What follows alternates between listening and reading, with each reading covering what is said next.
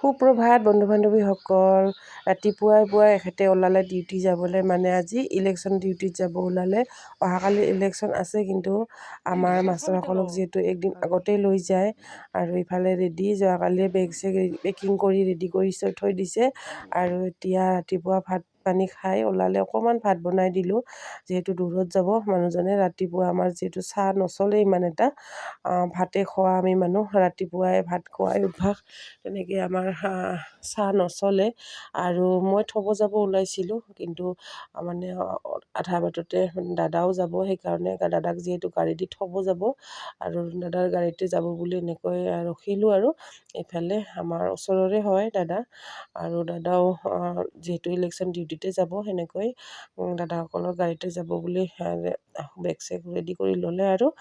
আৰু গোটেই বছৰটো ঘৰতে থাকে নহয়, হঠাৎ এই ইলেকশ্যনটো আহিলে এনেকৈ দুদিনৰ কাৰণে যায়, মনটো বহুত বেছি বেয়া লাগে। আৰু উপায় নাই, যাবতো লাগিব, ডিউটিটো ডিউটিয়ে। আৰু ইলেকশ্যনত কেতিয়াও থাকিবই নোৱাৰে ঘৰত, ভোট দিবই নোৱাৰে।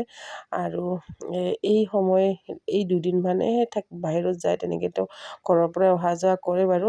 মাষ্টৰসকলৰ এই দুদিন মানে কষ্ট হয় অকণমান, আৰু ভাল জেগাত পৰিলেতো ভালে, কেতিয়াবা একদম মানে ভিতৰুৱা ঠাইত পৰে, খোৱা বোৱাৰ অকণমান কষ্ট হয়। আৰু সেইটোৱে, এতিয়াও গমেই পোৱা নাই ক'ত পৰিব।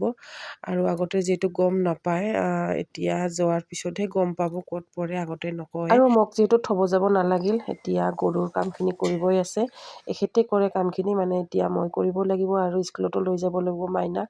এতিয়ালৈ আহিছোঁ, পিছত লগ পাম, বাই।